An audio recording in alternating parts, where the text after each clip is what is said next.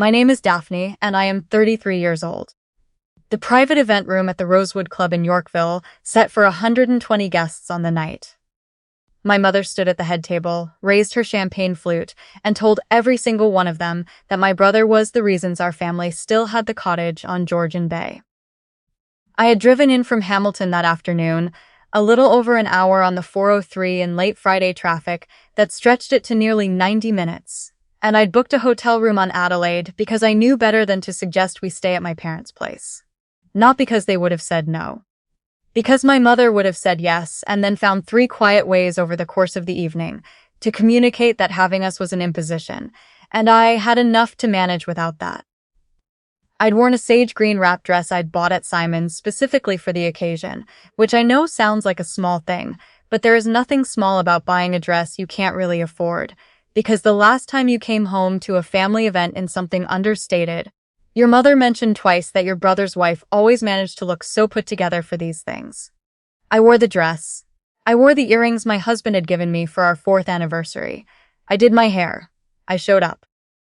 My husband sat beside me at table 6, not the head table, not the table nearest the head table, table 6, and I remember pressing my knee against his under the linen tablecloth, about 10 minutes after we'd sat down and saying that I just wanted tonight to go smoothly. I wasn't asking for a speech. I wasn't asking for anything. I just wanted to be in a room with my parents for a few hours and feel like I was supposed to be there, the way I had felt when I was 9 years old and hadn't yet figured out the difference between how my mother talked about me and how she talked about my brother. My parents had been married 40 years. My father had grown up in Sudbury and my mother in Guelph, and they'd met at a mutual friend's barbecue in 1984 and apparently known almost immediately. They built what most people would call a good life. The house on Glenwood in Burlington, the cottage they'd saved for through 15 years of determined budgeting, my father's career as a civil engineer with a regional consulting firm, my mother's part-time work at a local art gallery that she treated as her identity in a way that always made me wonder what she thought of me building an actual career. 40 years was worth celebrating. I understood that completely. I had driven 90 minutes and paid for a hotel room to celebrate it, which should have told me something about how much I was still trying. My brother arrived at the Rosewood looking the way my brother always looks at family events. Relaxed in exactly the right suit, his wife in exactly the right dress, their 2 kids at a nearby table with a hired babysitter, everything arranged in a way that telegraphed both competence and effortlessness simultaneously. He worked in wealth management at a Bay Street firm. He was the kind of person who golfed with the right people, without it being something he needed to talk about, and he had a gift I had studied and never quite figured out, which was the ability to take up exactly the amount of space in a room that my mother had always wanted him to occupy. She watched him the way people watch something they built and still cannot believe actually exists. She had watched him like that since he was 12 years old, and I had never once, in my entire life, caught her watching me the same way. I want to be careful about how I say this, because I know how it sounds, and I spent years being afraid of sounding like this. I did not resent my brother. I genuinely did not. He is, on the whole, a decent person. He sent our parents flowers on their anniversaries. He remembered birthdays. He showed up reliably for the visible things. What I resented was the math of it. Every year I added to the account. Built the practice from 2 clients and a shared office space into a firm with 4 staff and a regional design award 2 years running.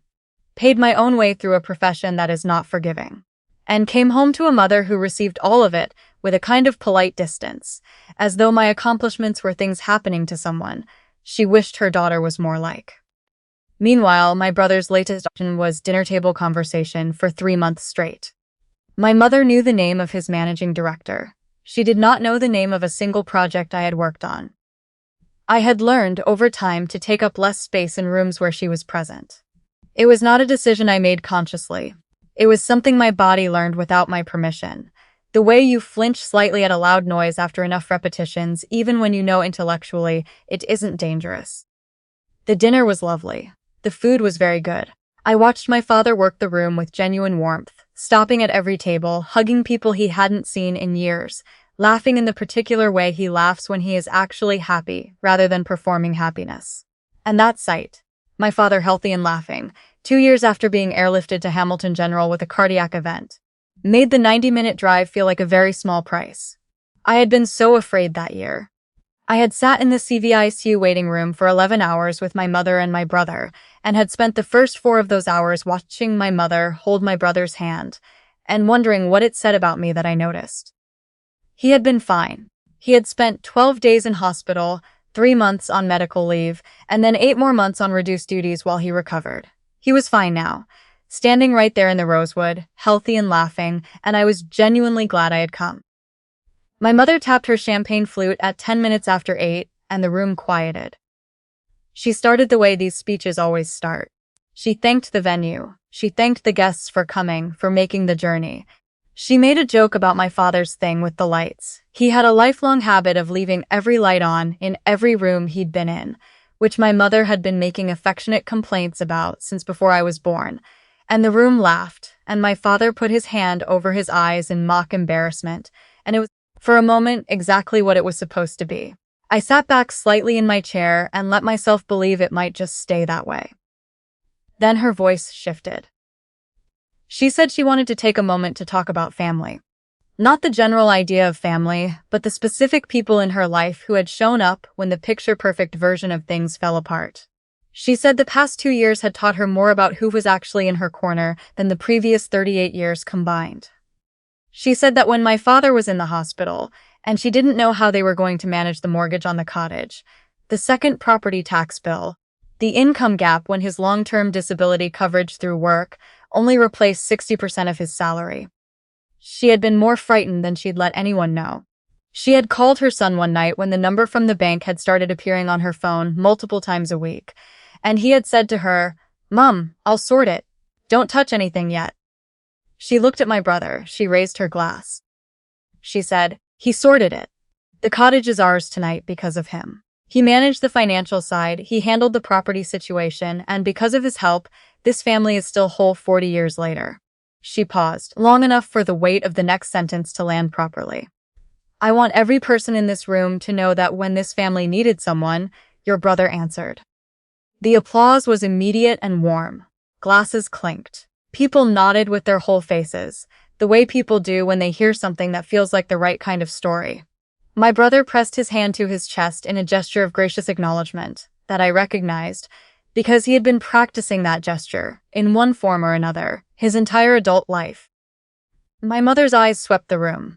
For the briefest moment, a second, maybe less, they landed on mine, not long enough to hold, not long enough to say anything, just long enough for me to understand with a clarity that was somehow worse than anger, that the omission was not an oversight. I gripped the edge of the table. I thought about the phone call from Frank, my father's accountant, the man who had been doing their taxes since I was in primary school, who had let something slip at my aunt's birthday dinner in October 18 months earlier about the cottage insurance lapsing. I had pulled him aside and spent 40 minutes learning the full shape of the problem. The lapsed property insurance. A second mortgage taken on the cottage 6 years prior to cover a previous extended leave. A smaller cardiac event nobody had told us about because my parents decided not to worry their children. The arrears that had accumulated. The letter from the bank outlining the timeline to receivership if the situation wasn't addressed. Frank was apologetic. He had assumed I already knew. I had driven home from my aunt's house and sat in my own driveway for 20 minutes before I could make myself go inside. My husband was awake when I came in. I told him everything. He asked me what I needed to do. I need to explain something about my work, because it matters here. I am a landscape architect, but the actual practice of landscape architecture, particularly at the scale I work at, which is primarily residential and light commercial, involves a working knowledge of property structures, drainage, foundation-adjacent renovation, and contractor networks that most people outside the field don't expect. I had spent a decade building relationships with contractors, property managers, engineers, and project coordinators across the Hamilton-Burlington corridor. I knew people. More specifically, I knew people who trusted my professional judgment and who owed me professional courtesies. I spent the next 3 weeks doing the work. I drew up a full remediation plan for the cottage. The structural repairs the bank had flagged as conditions for any renegotiation, the drainage issue at the back of the property that had been deferring into a larger problem for 3 seasons, the dock assessment that needed to be completed before the insurance could be reinstated. The plan alone, billed at my standard rate, would have run between $12,000 and $15,000. I billed nothing. I then contacted 3 contractors I knew personally, 1 in Barrie, 2 in the Collingwood area, and asked them to price the work at cost as a personal favor, which they agreed to, because I had done the same for projects of theirs when they needed a landscape plan in a hurry and didn't have time to go through formal channels. I connected my parents with a property management company operated by a woman I'd collaborated with near Owen Sound, who helped them set up a short-term rental arrangement for the weeks the cottage would sit empty. Legally, properly, with the right insurance riders, that generated enough seasonal income to cover the property taxes and then some. I told my father, not my mother. I told him not to tell her, because I knew how my mother received help from me. I knew she would find a way to feel diminished by it, and then she would be cold, in the particular way she had always been cold to me when I'd done something that was supposed to bridge the distance between us, and it had instead made her feel something she didn't know what to do with. I told my father I just wanted them to keep the cottage. He thanked me in a way that told me he understood something larger was happening in that moment between us, even if neither of us said it out loud. He kept the cottage. I did not know what story had formed in my mother's mind to explain how that had happened. I knew my brother had been peripherally involved. He told me himself, offhandedly, that he'd looked into some options and had one conversation with someone at his firm. I had assumed my father would eventually clarify things. But 18 months had passed, and my father had not clarified anything, and apparently the story had solidified into a version in which my brother had handled everything. And tonight, my mother had told 120 people that version was true. I did not consciously decide to stand up. I became aware of it gradually, the way you sometimes realize you've been crying only when you feel the wetness on your face. I was halfway out of my chair before the decision arrived. I wasn't angry, or I didn't feel angry. I felt the particular exhaustion of someone who has been quietly correct about something for a very long time and is only now accepting that being correct does not by itself change anything. I put my napkin on the table. I reached for my clutch. And then I heard the second chair scrape the floor. My husband stood up beside me. He buttoned his jacket with the same unhurried, deliberate motion he brings to every situation where he has already decided what he's going to do. I have watched him do this in board meetings, in difficult client conversations, in the one serious argument we had in our first year of marriage that ended with both of us understanding each other better than we had before. He is not a man who rushes. He is not a man who requires an audience to feel certain of himself.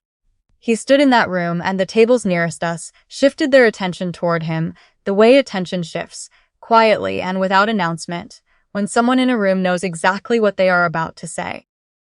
He looked at my mother. He said, in a voice that was quiet enough to be careful and clear enough to reach every corner of the room. Before we go, I think there are a few things worth knowing about what actually happened with the cottage.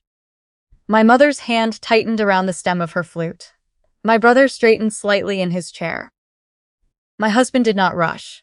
He explained, in plain and specific terms, what the situation had actually been 18 months ago.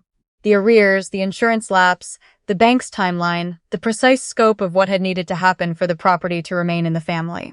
He said that none of it had been resolved by a phone call to a financial advisor. He said it had been resolved by his wife, who had drawn up a professional remediation plan at no charge, called in a decade's worth of professional goodwill to bring the contractor costs down to something manageable, and coordinated a property management arrangement that covered the ongoing tax burden. All of it done without billing a cent, and all of it done without saying a word to anyone in this room, because she did not want her parents to feel like they owed her anything, or like she was keeping score. He said she had done it because she loves her father, because she was frightened that year the same way everyone else in the family was frightened, and she knew how to help, so she helped. He said he was only telling the room now because he had watched her drive 90 minutes and sit quietly through a speech that gave all of that to someone else, and he was not prepared to sit back down and leave without the people she loves knowing the truth. The room was completely still. My brother pushed back his chair. He started to say something. I heard the word collaborative, and then something about how the family had approached it together. And a woman at the table, directly to my left, someone I recognized as one of my parents' oldest friends, a woman who had been at their wedding 40 years ago and at every significant occasion since, said clearly and without hostility, "Let him finish." My brother sat back down. My father had been standing near the back of the room when the speech began. He had been moving closer during my husband's words, and now he was at the edge of the head table, and his face was doing something I had not seen it do in a very long time. Not the public face. Not the careful performed version of emotion he wore for events, the one underneath that one. He said, into a room that was holding its breath, "She's right, Daphne did all of it. I should have said so a long time ago." My mother looked at him, then at me. The expression on her face was not an apology. It was something more complicated than that. The expression of someone who has just caught a clear glimpse of a version of events they had been unconsciously choosing not to see, and who is now looking directly at what that choice cost them. My husband reached back for my hand. I looked at my mother for a moment, long enough to let it be real, not long enough to ask anything of it, and then I picked up my clutch. My father followed us through the room and into the lobby. In the marble quiet of the entrance hall, away from the event room, he stopped us and said what he hadn't been able to say in front of 120 people, that he was sorry. That he had known the full story from the beginning, every detail of it, and had told himself that keeping peace with my mother meant not correcting a version of events that had taken on its own life in the family's shared memory. He said he had been telling himself this for 18 months, and he understood now exactly what that silence had cost, and he was ashamed of it. I looked at my father who had been airlifted to Hamilton General 2 years ago and had recovered, who was standing in a lobby in Yorkville asking me to believe that he saw me. And I said, "I know, Dad, I know you know." He held me for a long moment. His shoulder was familiar in the way that things from your childhood are familiar even after years of distance. My husband held the door. Outside, Yorkville was doing its Friday evening thing. Restaurant patios still busy with the last of the summer crowd. A couple walking a golden retriever, the distant hum of a streetcar on Bloor. The September air was cool enough to feel like a relief after the warmth of the event room, and I stopped on the sidewalk for a moment and just stood in it. My husband put his arm around me and started to say he was sorry for the way he'd done it, that he'd been trying to find the right moment all week and there hadn't been one, and then she was standing at that podium. I told him to stop. I told him that in 33 years, the thing I had wanted most from the people I came from was for one of them to look at what I had actually done and say, out loud without conditions, "I see you, that's real. That matters." He had done that.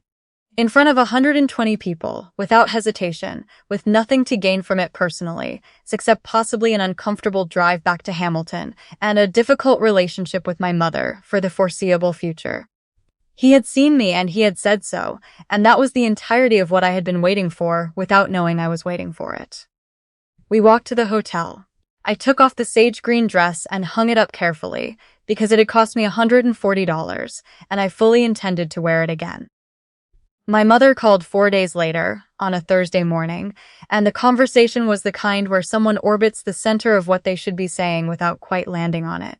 She said she hadn't realized the full scope of what I'd done. She said she wished I had told her. She said the speech had been about the moment she reached out for help, not a full accounting of everything that happened afterward. I listened. I said I stood. I told her I was glad they still had the cottage, and I meant every word of it. My father called on Sunday and said he was sorry directly and simply, without hedging or context.